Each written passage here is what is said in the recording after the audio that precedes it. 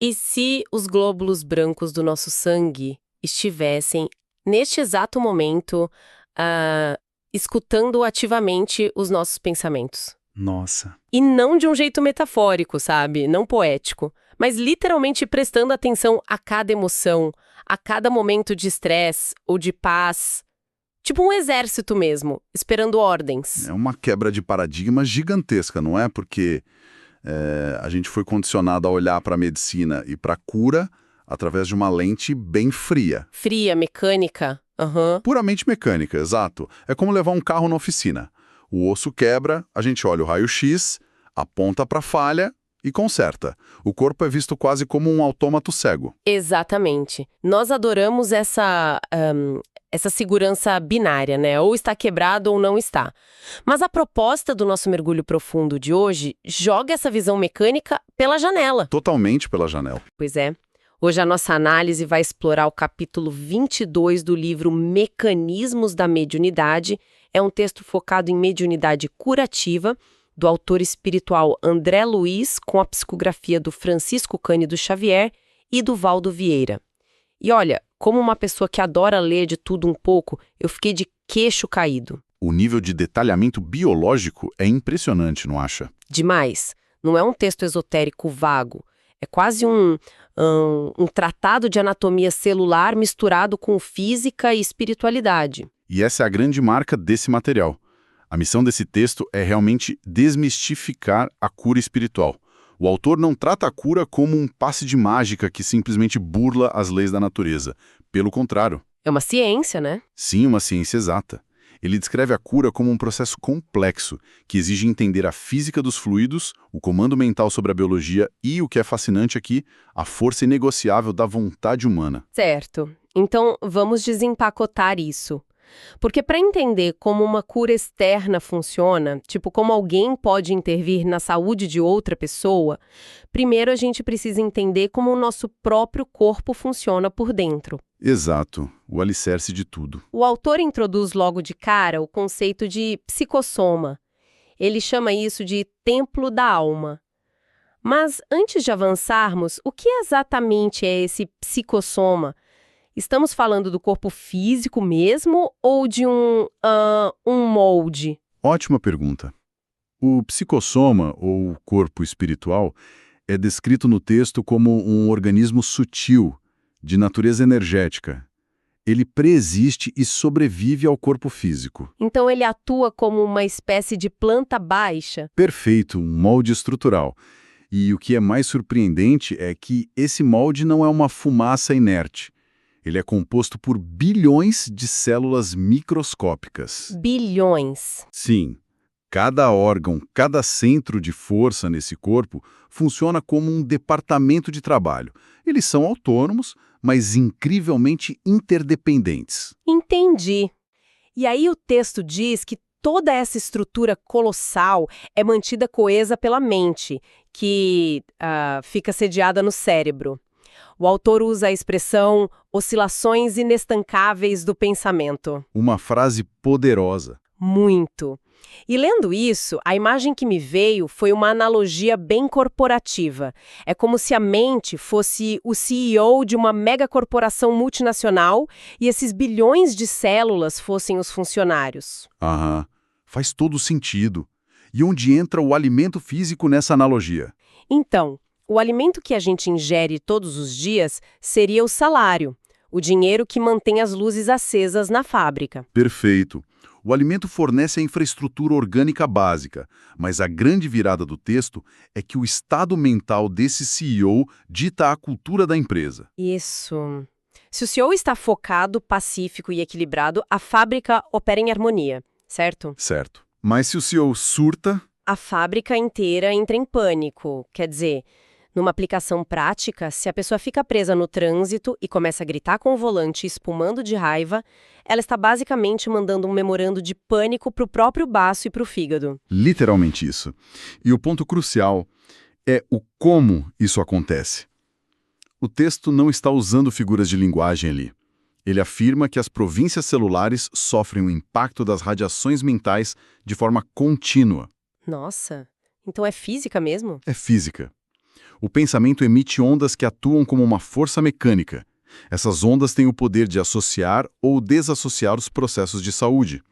Ou seja, a raiva no trânsito altera a frequência do ambiente celular. Causando uma desorganização química. Exato, uma desorganização que, repetida várias vezes, se manifesta como doença. Por outro lado, a mente focada consegue conjugar substância, formando anticorpos diretamente na intimidade do sangue. Formar anticorpos pelo poder mecânico do pensamento. Olha, isso é muito forte, mas me leva a um obstáculo lógico. Vamos lá. Se a mente é esse CEO isolado lá na sala da presidência, lá no cérebro, como exatamente essas ordens viajam e se manifestam no chão de fábrica do corpo? Como a instrução que é imaterial vira defesa material? É aí que entra a rodovia principal do corpo. As fontes apontam para o sistema sanguíneo como veículo supremo nessa mecânica. O texto eleva o sistema hemático a um patamar quase sagrado. O sangue representa o conjunto de energias circulantes, né? Isso, energias circulantes no corpo espiritual. E essas energias são abastecidas por meio da respiração. Espera, pausa rápida aqui. O autor menciona que nós absorvemos essas energias respirando o que ele chama de reservatório incomensurável do fluido cósmico. Antes de falarmos dos glóbulos brancos, o que esse texto quer dizer com fluido cósmico? É oxigênio puro? É uma substância material ou algo abstrato? É muito importante esclarecer isso. Nessa cosmologia, o fluido cósmico universal não é o oxigênio físico. Ele é descrito como a matéria elementar primitiva. Tipo uma matriz energética. Exatamente. Uma matriz energética ou plasma sutil que permeia todo o universo. Quando o ser humano respira, ele não inala apenas os gases da atmosfera terrestre. A mente atua junto, então? Sim, a mente absorve e processa esse fluido cósmico invisível, transformando ele em fluido vital que então viaja pelo sangue. E aqui é que a coisa fica realmente interessante, porque parece saída de um roteiro de ficção científica. O autor lista os componentes do sangue: hemácias, leucócitos, macrófagos, linfócitos. Sim, toda a coletividade corpuscular. Aham, e ele não trata esses elementos como pequenos robôs cegos flutuando numa correnteza. Ele chama essas células de famílias numerosas e inteligentes. Inteligentes, essa é a palavra-chave. E a conclusão do texto é explosiva. Ele diz que nós podemos literalmente magnetizar essas células pelo nosso pensamento. Eu confesso que, lendo isso, senti uma ponta de ceticismo. Hipnotizar os próprios glóbulos brancos?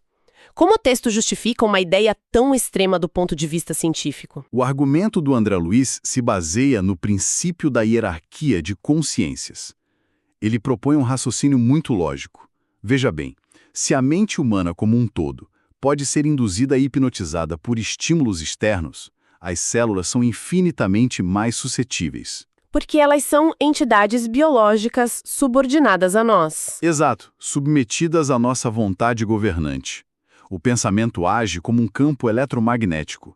Quando o pensamento é disciplinado, ele orienta os fluidos do corpo. Acelerando a mobilidade dos glóbulos brancos. Isso, direcionando essas células mecanicamente para o local exato da inflexão orgânica. É uma liderança invisível e muito real. Então, se eu estou entendendo bem, o COO da mente não está só mandando e-mails motivacionais para o corpo. Ele está ativamente alterando a frequência vibratória do ambiente corporativo celular. Perfeito. E a via de mão dupla é o que torna tudo um pouco perigoso.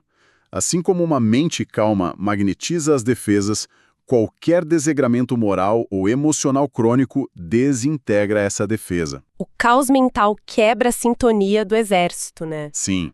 As células ficam confusas, desorientadas, abrindo as portas para infecções e patologias. O que é uma transição perfeita para o próximo ponto do nosso mergulho. Certo. Se a mente é o CEO ditando a cultura das células, o que acontece quando esse CEO entra em colapso? Boa pergunta. Digamos que a pessoa esteja doente, assustada, e o comando mental dela sobre o próprio corpo virou um caos total. Nesses momentos, alguém de fora pode assumir temporariamente a gerência dessa fábrica. É aí que entra a figura do agente de cura, o famoso médium passista. Precisamente. Quando o paciente não consegue mais coordenar as próprias energias para promover a autocura, um agente externo intercede. Mas o texto impõe restrições severas a quem se propõe a ser esse trabalhador. Sim, isso me surpreendeu muito nas fontes. A régua é altíssima. Não é qualquer pessoa que levanta as mãos que se torna um canal eficiente. Exato.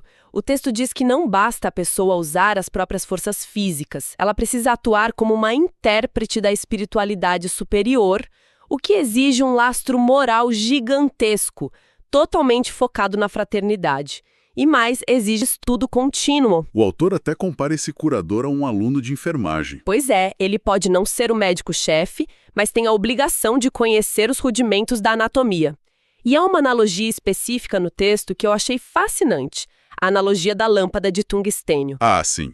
Essa imagem cristaliza muito bem a mecânica da coisa. A fonte diz que os hábitos nobres, a disciplina mental e a humildade funcionam exatamente como filamento de tungstênio dentro de uma lâmpada elétrica. Eu entendo que a intenção aqui é mostrar que o curador é apenas o fio, não a usina que gera a energia, correto? Correto. Mas, se conectarmos isso a um contexto maior, tem um detalhe crucial sobre a física do tungstênio. Por que o autor usa esse material específico? O tungstênio é um metal conhecido pela altíssima resistência e pelo alto ponto de fusão. Ele suporta voltagens absurdas sem derreter. Exatamente. E essa resistência à energia que gera o atrito e, consequentemente, a luz. Se a gente aplicar isso à exigência de asseio mental do médium, percebemos que a pureza moral não é uma exigência religiosa arbitrária para ganhar pontos com o divino. É uma exigência de condutividade. Isso. É física pura. Uau! Então pura resistência de material. Se a pessoa que tenta aplicar a cura tem a mente suja, cheia de intenções obscuras, preconceitos ou interesses próprios, o fio dela é de má qualidade. É um fio fraco? E aí, quando a energia da usina superior tentar passar por ela para chegar ao doente, o fio simplesmente arrebenta e a luz não acende. Essa é a essência matemática da cura. Sem autoridade moral, que é a construída pelo exemplo de vida, a presença do socorrista não ganha a força indutiva necessária. Então, o que tudo isso significa na prática? Significa que o passista não cura por milagre. Ele precisa dessa pureza para conseguir alterar o campo magnético ao redor e, assim, induzir o enfermo a despertar as suas próprias forças de reação. O que nos leva diretamente para dentro da sala de cura. Imagine a cena com a gente. Temos a biologia pronta, o paciente precisando de socorro e o trabalhador devidamente preparado com seu filamento de tungstênio blindado. O que acontece fisicamente no milissegundo em que ocorre a aplicação do passe? O primeiro mecanismo, a verdadeira chave de ignição, é o que o texto chama de ligação de confiança. É muito semelhante à relação de confiança cega que a pessoa tem com seu médico favorito. Tem que rolar uma sintonia. Sem essa sintonia fina entre quem doa e quem recebe, o circuito simplesmente não fecha. Mas se a confiança for estabelecida, então os fluidos vitais podem fluir, muitas vezes com a supervisão de mentes desencarnadas atuando nos bastidores. Sabe que, lendo essa descrição de envio e recepção, eu formulei uma imagem mental que talvez ajude quem nos ouve a visualizar o processo. Parece muito com a dinâmica de um roteador de Wi-Fi e um computador fazendo uma atualização de software. Gostei. Como funcionaria? Digo assim, o médium passista, com a antena ajustada, funciona como um roteador de altíssima segurança. Ele está recebendo a internet limpa da provedora, que seria a esfera superior, e distribuindo esse sinal para o ambiente. Mas tem um detalhe. O dono do computador precisa permitir a atualização. Exatamente. Se o paciente, que é o dono do sistema, não clicar ativamente no botão aceitar e instalar, a atualização não baixa para o disco rígido. Não importa o quão forte seja o sinal do roteador. E o texto é bem incisivo nisso. Ele diz que a vontade do paciente, erguida ao limite máximo de aceitação, é o que determina os potenciais da cura. É o livre-arbítrio celular. Pois é. Se a pessoa ficar fechada, bloqueada pelo ceticismo ou por um medo intenso, as células simplesmente não recebem a nova programação. A analogia do roteador e do botão de instalação capta a responsabilidade pessoal de uma maneira perfeita. O grande ensinamento desse capítulo é que a cura nunca é uma imposição. A cura é uma cocriação. O comando espiritual agrega, mas a pessoa precisa querer. Sim, quando o paciente quer se curar, quando ele emite ondas mentais características de esperança e atenção, as oscilações mentais dele mesmo se apropriam daquela energia externa. O texto usa o termo condensação mecânica. Mas como isso funciona na prática? Como um pensamento que aceita o passe se condensa mecanicamente numa melhora biológica visível? É uma tradução de frequência. A mente do doente, agora banhada numa energia superior e fortalecida pela própria fé, entra em uma ressonância mais alta. Essa nova frequência mental desce, por assim dizer, para a escala física. Ela age diretamente sobre as matrizes celulares. Isso. O próprio paciente, revitalizado pela energia que recebeu do médium, dá o comando final para que os seus bilhões de corpúsculos obedeçam à nova ordem. É o CEO que estava quase desmaiando, tomou um café bem forte oferecido pelo passista, abriu os olhos e retomou com firmeza o controle da fábrica. Nossa, e isso é extremamente empoderador. Tira as pessoas do papel de vítimas passivas da doença e as coloca como co-criadoras da própria saúde. Mas eu tenho que fazer o papel de advogada do diabo aqui, porque isso levanta um cenário bastante delicado. Pode falar. Se o clique de aceitar feito pela vontade do paciente é tão crucial, o que acontece quando a pessoa simplesmente não tem essa capacidade cognitiva no momento? Digamos que o paciente tenha sofrido um derrame, esteja em coma ou tenha Alzheimer avançado. O sinal do Wi-Fi bate na testa e volta. A fluidoterapia não funciona nesses casos. Isso levanta uma questão importantíssima. E talvez uma das reflexões mais contundentes do texto, porque revela uma honestidade técnica rara no autor. Ele não esconde as limitações. De jeito nenhum. O autor deixa muito claro que o passe curativo não tem contraindicações. É benéfico para todas as idades, desde criancinhas até idosos. No entanto, ele admite abertamente que esse método costuma produzir menos resultados imediatos em doentes afetados por aquilo que ele chama de inconsciência temporária. Originada por desajustes no cérebro. Exatamente. Graves desajustes da maquinaria do cérebro. E, incrivelmente, isso faz todo sentido lógico e fisiológico se a gente lembrar da regra básica do início da nossa conversa. O texto afirmou categoricamente que a mente está assediada no cérebro. E se a sede está danificada? A comunicação falha. Se o hardware físico está quebrado ou avariado, a comunicação do CEO com a fábrica é interrompida. O CEO está incomunicável, a energia do passista preenche a sala, o roteador está piscando em potência máxima, mas a antena do paciente está fisicamente danificada. Então, as células demoram muito mais para conseguir captar e processar ajuda externa. É uma leitura irretocável da física do processo. O autor não vende milagres que violem as leis da própria natureza. Se o receptor físico não pode processar o comando da consciência com clareza, a condensação imediata dessa energia fica comprometida. A ajuda chega, mas num ritmo diferente. Sim, o socorro atinge as camadas mais sutis do ser, traz conforto ao psicossoma, mas a resposta mecânica no tecido físico é naturalmente bem mais lenta. Então, nesses casos em que a barreira física é imensa, qual é a solução prática? O curador simplesmente cruza os braços e desiste? Como o texto orienta a ação diante dessa restrição cerebral? O capítulo termina revelando qual deve ser a ferramenta suprema e inesgotável do médium, independentemente do sucesso imediato ou não. E essa ferramenta é a oração. Oração? E eu suponho que, conhecendo o tom super técnico desse autor, a oração aqui não é descrita como alguém de joelhos repetindo frases decoradas esperando uma mágica cair do céu, certo? De forma alguma.